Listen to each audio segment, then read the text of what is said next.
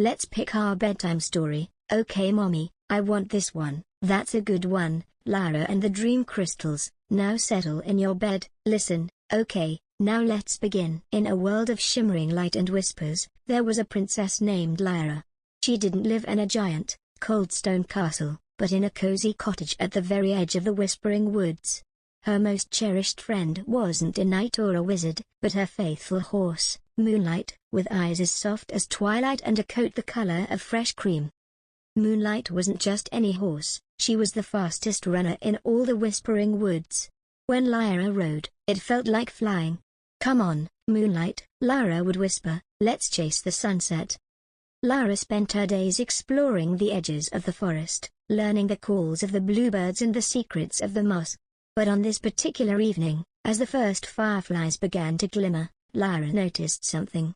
The tallest, oldest oak tree, which was usually full of happy bird songs, was absolutely silent. No chirps, no twitters, not even the rustle of a squirrel.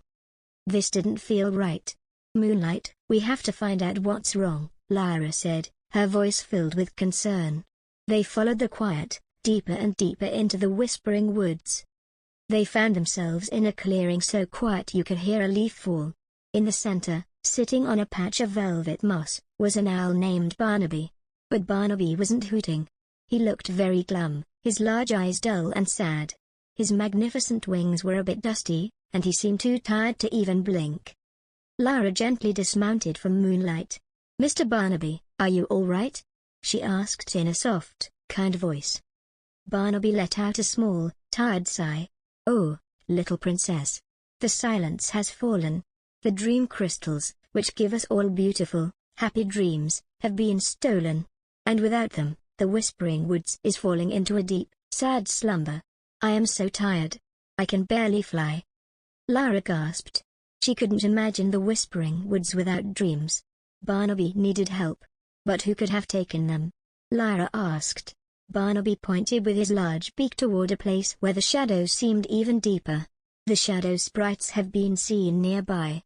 They love the shadows, and they took the crystals to the Great Shadow Spire, a place where no sunlight ever reaches." Lyra knew this was a job for the most magical fairies. She thanked Barnaby and promised they would help. Then, she and Moonlight carefully made their way through the quiet forest, back towards their home, to the special garden that shimmered with starlight. "Orion, Luna, we need your help," Lyra called softly. In an instant, the garden filled with soft, white light. Floating above the roses was Orion, the angel fairy. His wings were like spun moonlight, and a shimmering silver halo floated above his head. He had a gentle face and a long, glowing staff that sparkled like 100 tiny stars. "Orion," Lyra said, "shadow sprites have stolen the dream crystals from the oldest oak." Orion's face turned serious. "Dream crystals are essential for a happy world. We cannot let the Whispering Woods remain in this sad quiet." Then, with a gentle pop, a tiny, vibrant flower fairy appeared. This was Luna. She wore a dress made of bluebell petals and a crown of tiny daisies. Her small, delicate wings were like dragonfly wings, only filled with all the colors of a spring meadow. "Luna, can your flower magic help us find the Great Shadow Spire?" Lyra asked. Luna nodded. "Yes, little princess. The spire is well hidden, but the flowers will know the way. We must be quick." And so, their amazing team was assembled: a kind-hearted princess, a brave angel fairy, a colorful flower fairy, and a swift, faithful horse. Moonlight gave a brave whinny, ready for the adventure. Their journey was unlike any Lyra had ever taken. Luna, with her colorful flower magic, created paths of glowing petunias and bluebells that lit up the darkest forest trails. Orion used his star staff to illuminate their way, casting soft light into the shadows. But the forest got darker and quieter the deeper they went. Lyra felt a flutter of fear, but she knew she had to be brave. She held onto Moonlight's mane, and Luna stayed close, humming a sweet, happy tune. Suddenly, Luna stopped, her little face scrunched up in thought. "Wait. The flowers. They are telling me we are close. But they also say there is a riddle." She led them into a clearing where a giant, speckled mushroom stood, so large it was like a small tree. It had a cozy little red and white patterned cap and a smooth, thick stalk. Lyra gently touched the mushroom. "Hello, Mr. Mushroom. Are you the keeper of the riddle?" The mushroom seemed to give a little wiggle. "Indeed I am, little princess. My name is Pip, and I guard the entrance to the Shadowlands. To pass, you must answer this. I am small, but I give you rest. I am colorful, but I am best when I'm taking a test. What am I?" Lyra thought and thought. Small, colorful, gives you rest, but best when it's a test. Moonlight nickered, encouraging her. Her iron staff gave a hopeful sparkle. Suddenly, Luna giggled. "Small, colorful. Pip, you're a clever mushroom." Pipe, the giant speckled mushroom, gave a happy jiggle. Lyra's eyes lit up. "Pip. You mean, you are Pip the Riddle Master, but you're also a Pip in a game of checkers. They are small, and colorful, and they're part of a game that's a test." Pip nodded happily. "Well done, princess.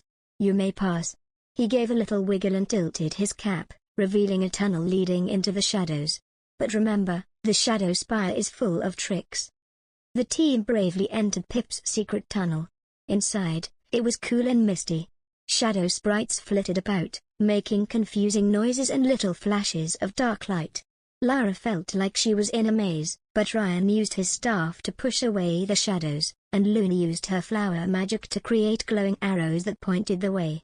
Moonlight trotted bravely, her cream coat a small beacon of light.